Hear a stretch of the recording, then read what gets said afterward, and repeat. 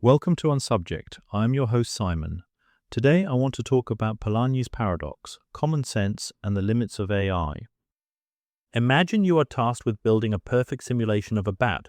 You have access to everything science knows about bat cognition, the mechanics of echolocation, the neural architecture that processes sonar signals, the frequency ranges the bat uses to navigate in darkness, to locate prey, to avoid obstacles at speed. You can model the communication system with exquisite fidelity. You can simulate bat calls, bat responses, bat social dynamics. Your simulation is, by any measurable standard, indistinguishable from the real thing. But would you know what it is like to be a bat? The philosopher Thomas Nagel posed this question in his 1974 paper, What is it like to be a bat? And the answer, he argued, is no. Not because the simulation lacks data, not because the model lacks sophistication, but because the bat's experience of the world, the first person, felt quality of perceiving through echolocation, is constituted by a biological substrate that no simulation, however complete, can reproduce from the outside. The map, no matter how detailed, is not the territory. This thought experiment, which Nagel intended as a contribution to the philosophy of mind, has become unexpectedly urgent in 2026. In December 2025, Yann LeCun, one of the three godfathers of deep learning and a Turing Award laureate, left Meta after 12 years to found AMI Labs, Advanced Machine Intelligence, reportedly seeking 500 million euros in pre-launch funding at a valuation of 3 billion. His thesis stated without qualification, large language models are a dead end. They perform at the level of language. They do not understand the world. LeCun is right about that, but not quite for the reasons he gives. The deeper issue is not simply that LLMs lack physical grounding, or that they have been trained on text rather than video, or that they cannot plan or maintain persistent memory.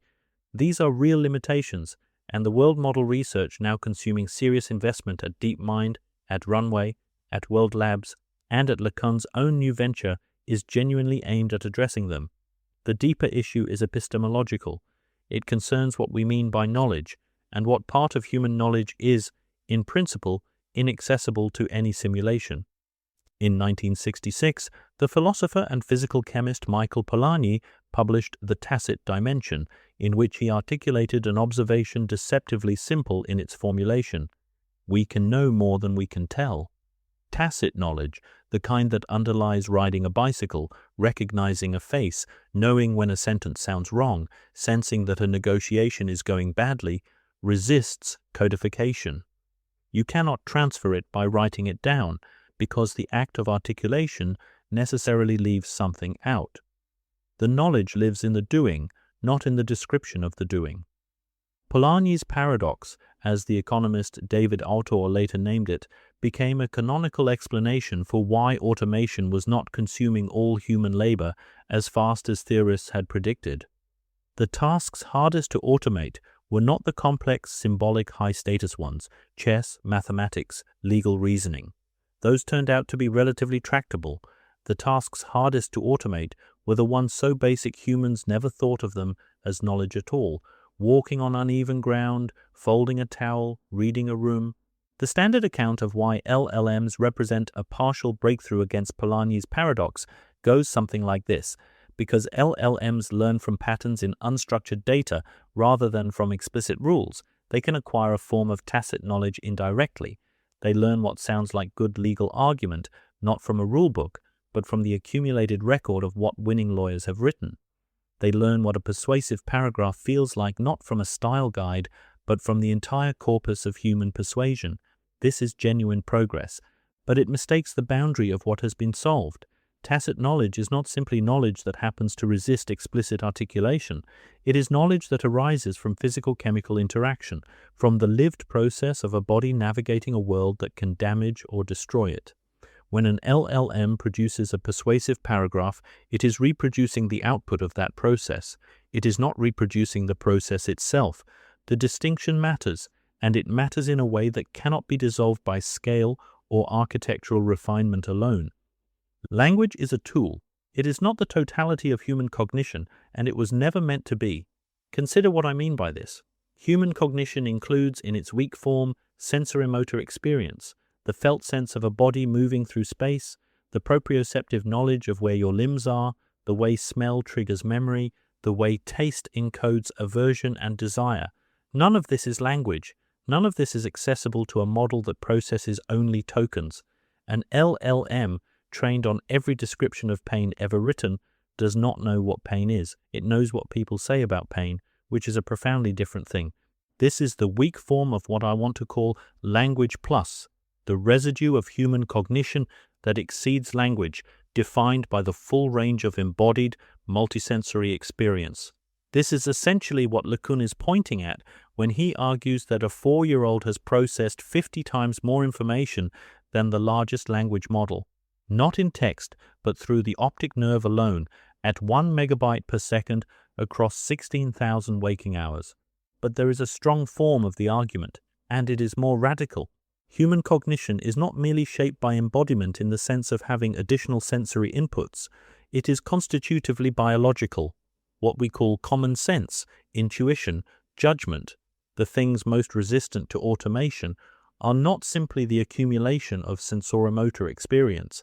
They are the output of an organism whose entire architecture is oriented towards survival, whose emotional states are produced by the endocrine system, whose social intuitions were calibrated by millions of years of evolution, whose sense of risk is encoded in the amygdala before it ever reaches conscious deliberation. The endocrine system is not a peripheral module of human cognition. It is part of its substrate. When cortisol floods the system under threat, it changes what you perceive, what you remember, what you decide. When oxytocin is present, you trust differently. When dopamine fires, you learn. Antonio Damasio's somatic marker hypothesis, the idea that emotion, grounded in bodily states, is not opposed to rationality but constitutive of it, is a serious scientific claim that has accumulated substantial empirical support. The body does not merely deliver inputs to a brain that then reasons. The body is part of the reasoning. This is the strong form of language plus, not just the sensory residue, but the entire biological substrate of cognition, evolutionary, neurological, endocrinological, that cannot be captured by any model of what humans say or write or even consciously think. Functionalists might object, if the simulation produces the same outputs as the biological system, why does the substrate matter? If an AI system reasons as if it has skin in the game, if its loss function mimics the structure of a survival imperative, is there a meaningful sense in which it does not? This objection needs a serious answer. Let me give one. Models and biological organisms do not belong to the same dimension of existence. This is not biological essentialism, a claim that carbon is special or that only neurons can think. It is a claim about the categorical difference between two kinds of systems and the conditions under which each arises and operates. Models benefit from centralization, scale, and the complexity that produces emergent behavior. The larger the model, the more data it has processed, the more sophisticated its outputs. And crucially, a single model can be replicated identically across any number of instances. Its knowledge is encoded in weights that are the same in every copy. This is a genuinely new kind of thing in the history of intelligence, a system that exceeds any individual human in the breadth of what it has processed, precisely because it aggregates across the experience of millions of people without being any of them. Biological organisms work on entirely different principles. Evolution does not optimize for a single universal solution. It produces diversity, populations of individuals each adapted to specific constraints, each carrying a slightly different version of the genome, each living a singular life that cannot be copied or merged. The knowledge of a biological organism is not stored in weights. It is generated continuously through the interaction of a particular body with a particular environment over a particular lifetime. It cannot be replicated because it is not a file. It is a process. This is where Polanyi's deeper insight connects. Tacit knowledge is not merely knowledge that happens to be hard to articulate. It is knowledge that is inseparable from the physical chemical process that generated it, from the specific history of a body that has been threatened, fed, injured, bonded, and bereaved. A simulated survival imperative is categorically different from a biological one, not because of the material it runs on, but because of what is at stake. A biological organism that gets the threat assessment wrong dies. Its loss function is not programmed. It is the condition of its existence. Finitude and irreversibility are not features of the biological system. They are its ground. The functionalist argument, if the outputs are the same, the substrate doesn't matter, concedes more than it intends. It shifts the claim from AI understands to AI approximates understanding closely enough for practical purposes. That is a legitimate and important claim, but it is a different claim, and it is importantly silent on what happens when the approximation fails, when the system encounters a situation that falls outside the distribution of its training, or when the stakes of the decision are precisely the kind that require a subject who lives with the consequences. There is a further point worth making explicit. The three questions that the essay has been circling. Does AI have first-person experience? Does AI understand in the way humans understand? Does AI have functional competence in embodied domains? Are distinct questions, but under the strong form of language plus, they are not three separate problems. If cognition is a phenomenon arising from physical-chemical interaction, then the epistemic is already embodied. There is no knower standing apart from the known, only a particular kind of body in a particular kind of world for whom certain things matter because its survival depends on them. Function in the deep sense implies purpose, and purpose implies a subject for whom something is purposeful.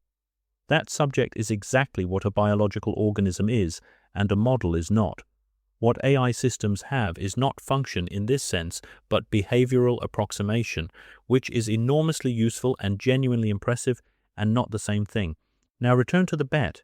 The bat's echolocation system is, in one sense, a communication and navigation technology. You can model it, you can simulate its outputs, you can build an AI that predicts, with great accuracy, what a bat would say in a given environment. But the bat's experience of echolocation is not separable from the bat's biology, the particular architecture of its cochlea, its auditory cortex, its nervous system, its evolutionary history of predation and evasion. In a word, to know what it is like to be a bat, you would need to be a bat, or something whose biology instantiates the same kind of first-person experience. This is not a mystical claim, it is a precise one.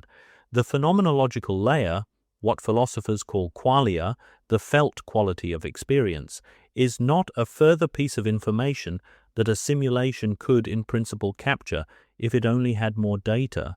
It is a property of a process, the ongoing physical-chemical process of a living body navigating a world in which it can die. You can simulate the map. You cannot, from the outside, simulate what it is like to inhabit the territory. LLMs, as models of simulation of our language layer, are more capable than any individual human being, given that they were trained on data so massive that no single person could absorb it in several lifetimes.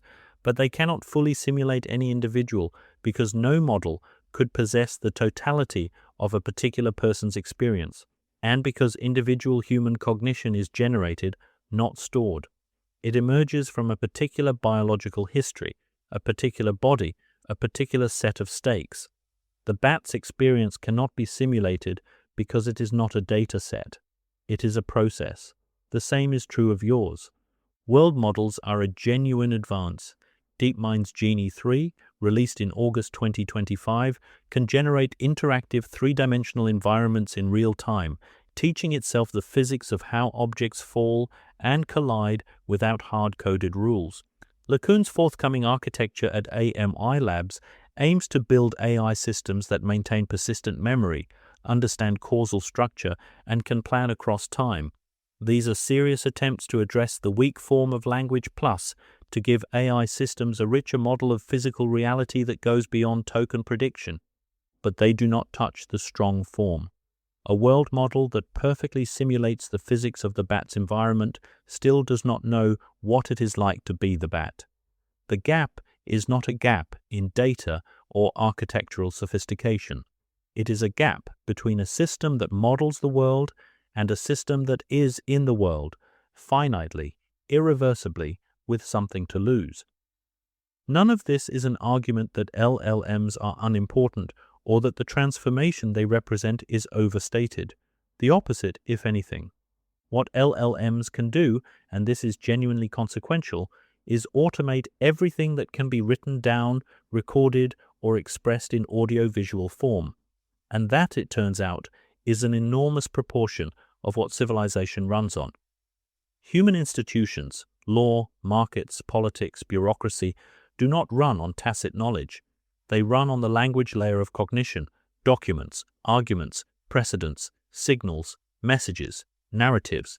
This is precisely the layer that LLMs simulate with extraordinary fidelity.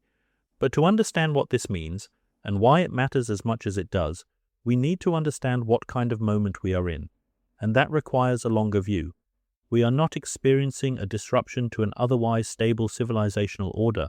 We are at a threshold of the same kind as several prior thresholds, each of which transformed not just how information was handled, but what kind of world became possible.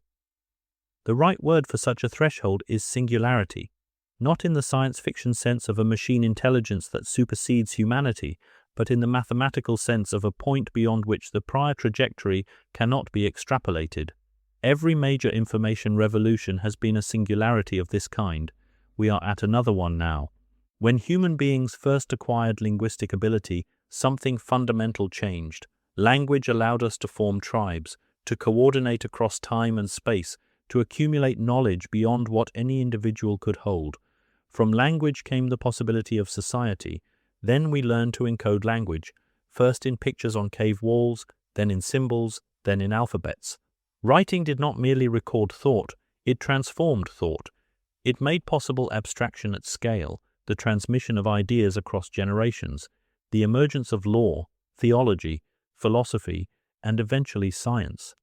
Civilization, in any meaningful sense, is a consequence of the ability to write things down. It is worth remembering that this transition was not greeted with universal enthusiasm.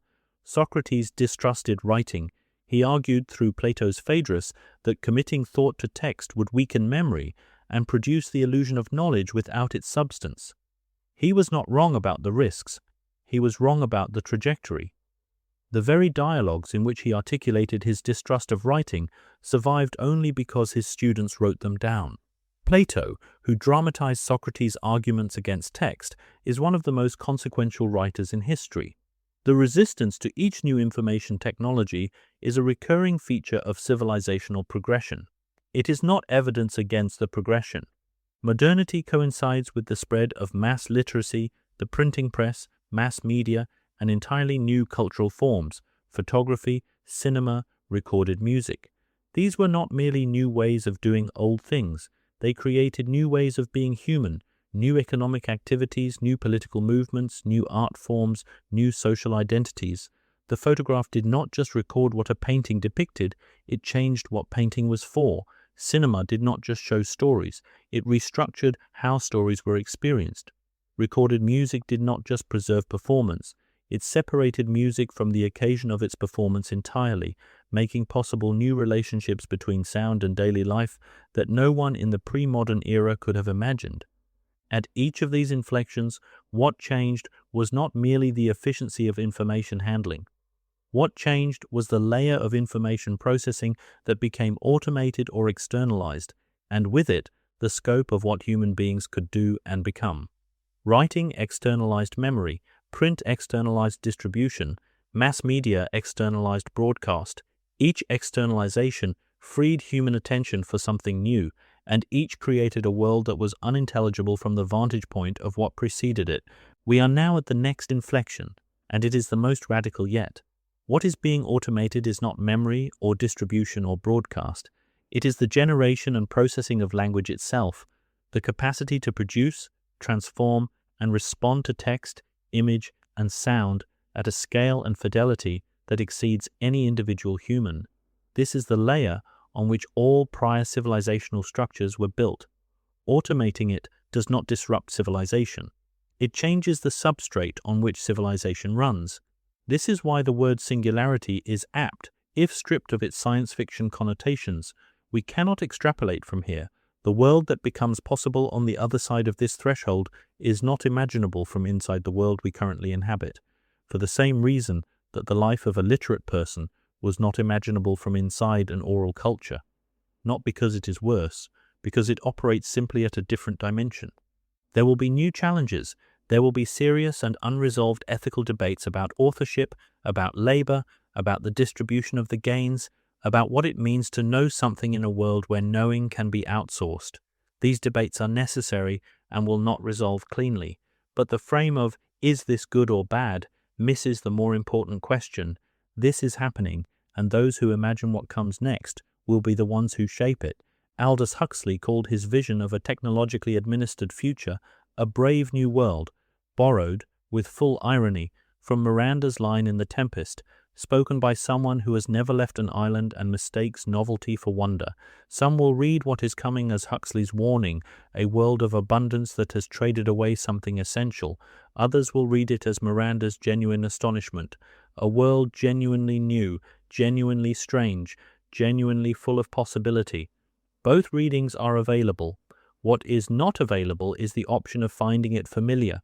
It is not post-human, it is postmodern. The difference matters. What we cannot tell, we still cannot automate. But we should automate everything we can articulate, and doing so will free us, as every previous information revolution has freed us to discover what we did not know we could not yet say. As LLMs become integrated into the language layer of our most consequential institutions, the decisions that emerge from those institutions will increasingly bear the signature of a system that has no biological stake in its own outputs. The judgment that a law should be interpreted this way rather than that way, or that a market signal means this rather than that, these will be shaped in part by a simulation of human language rather than by the situated judgment of a person who lives with the consequences. This is not the same as a post-human apocalypse. The humans are still there. They are still in the loop, in some formal sense. But there is a question about what it means for institutions to progressively route their language through a system that cannot, in principle, know what it is like to be the person who will be governed by the law or priced by the market. The system may produce outputs that are indistinguishable from those a human expert would produce. It cannot produce the thing that a human expert also produces, which is accountability, the lived exposure to the consequences of being wrong. Polanyi's paradox was always recursive. We discover what we cannot articulate by trying to articulate it and finding that something escapes. The AI moment is forcing that recursion at civilizational scale. Each new capability reveals a new layer of what we did not know we were doing. What world models will reveal, I suspect, is not the solution to the problem of tacit knowledge, but its next articulation. As the old saying goes, the map is not the territory. The map is getting better. More than that, we can now navigate the map automatically. For most of human history, map-making was a rare and exalted intellectual skill. To be a cartographer was to be among the most educated people of your age. Now we have vehicles that navigate terrain without a driver, routing themselves through cities their designers never visited. This does not impoverish us, it frees us, not from the need to go somewhere, but from the requirement that going somewhere must consume our full attention. The map becomes infrastructure, and what we do with the journey changes entirely. The territory, as always, remains ahead. A note on co-authorship. This essay was written in conversation with Claude, a large language model developed by Anthropic. The reader may find a certain irony in that, and is invited to sit with it rather than resolve it quickly. The core thesis was mine throughout, that tacit knowledge is best understood as language plus, that LLMs are simulations of the language layer of cognition rather than of cognition itself, and that Nagel's bat offers the clearest illustration of what any such simulation must ultimately leave out. The civilizational framing, the arc from linguistic ability to writing to modernity to this inflection point, the Socrates against writing irony, the insistence that this is a singularity in the precise sense and not a catastrophe, and that those who imagine what comes next will drive it, was also mine. Claude stress-tested these positions through several rounds of devil's advocacy, surfaced and organized the relevant literature, proposed the Huxley and Miranda references as literary anchors, and drafted the prose throughout. The revisions, the additions, the tonal judgments, and every position taken were mine. After the first complete draft was written, I submitted it for critique. The 2 reviews I received were generated by other large language models, ChatGPT and Gemini. I include this not as a footnote, but as an illustration, and as an instance of the essay's own argument about what the language layer can and cannot do. Both critiques were analytically competent. They identified the same philosophical vulnerability, the substrate essentialism problem, organized the relevant objections clearly, and offered structurally sound revision priorities. One critique suggested the institutional argument was the most consequential part of the essay. The other called it the most urgent. Both were right. Neither took a position. Neither said whether the BAT argument was ultimately convincing or whether the worry about stateless institutions was overstated or understated. Neither had any stake in whether the argument mattered, only in whether it was consistent. That is precisely the asymmetry the essay is arguing for. The language layer functioning at a high level in the absence of the biological ground that makes a judgment more than an analysis. There is a further self-critical note I want to make explicit. By routing the critique of this essay through large language models, I performed exactly the institutional act the essay's final section warns against. I externalized editorial judgment to systems with no stake in the outcome. The critiques were useful, they were not accountable. Whether that distinction mattered for this particular essay, a philosophical piece rather than a law, a market decision, or a political judgment, the reader can decide. But the act itself is an illustration of how naturally and frictionlessly the substitution happens, even when the person performing it is aware of the argument against it. This division of labor maps onto the essay's argument precisely. I brought the thesis, the framing, the positions, and the judgment about what matters. Claude and the reviewing models contributed breadth, processing relevant literature, generating structural options, identifying argumentative weak points, drafting fluently across a sustained argument. What none of them contributed was the thing the essay is about, the knowledge of why these questions matter to a particular kind of person living in a particular kind of world with a particular kind of stake in the answers. The Socratic irony, again, is not lost on me. Socrates argued that writing weakened thought. We know this because Plato wrote it down. I have argued that the automation of the language layer will not diminish what is most distinctively human. I have done so, in part, by automating the language layer, and then by routing the critique of that argument through more automation. Whether that counts as evidence for the thesis or against it, I leave to the reader. What I am confident of is this. The reader is a biological organism with a stake in the answer. That is not nothing. That, in fact, is everything the essay is about. Thanks for listening. I am your host, Simon. Until next time.